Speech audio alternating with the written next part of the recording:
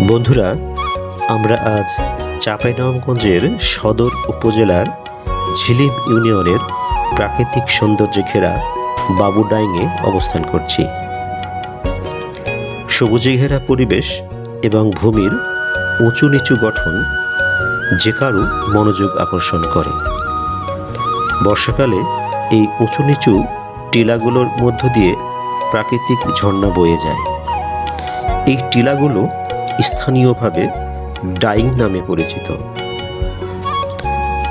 প্রচুর প্রাচীন ও নতুন গাছপালা এবং বেশ কিছু বড় বড় জলাশয় এখানকার সৌন্দর্য আরও বৃদ্ধি করেছে।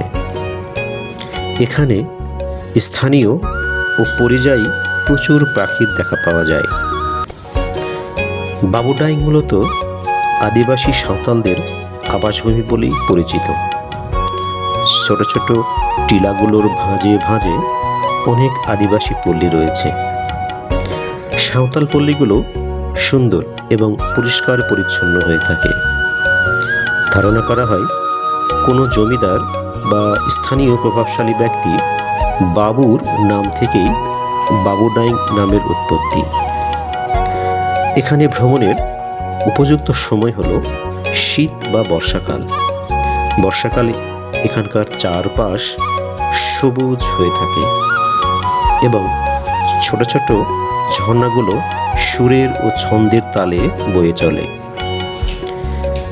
এই অঞ্চলটি মূলত বরেন্দ্র ভূমির অংশ। আজ থেকে প্রায় 2.5 থেকে 10,000 বছর পূর্বে এই অঞ্চলের ভূমি গঠিত হয়েছে।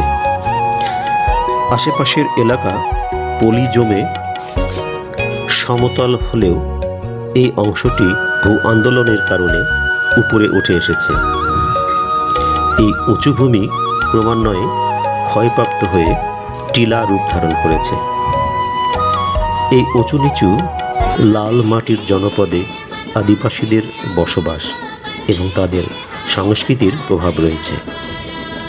এখানে সাঁওতাল ও অল্প পরিমাণে ওরাও ও মুন্ডা সম্প্রদায়ের মানুষও বসবাস করে। এরা শত শত বছর ধরে এই অঞ্চলের প্রতিকূলতার সাথে লড়াই করে টিকে আছে।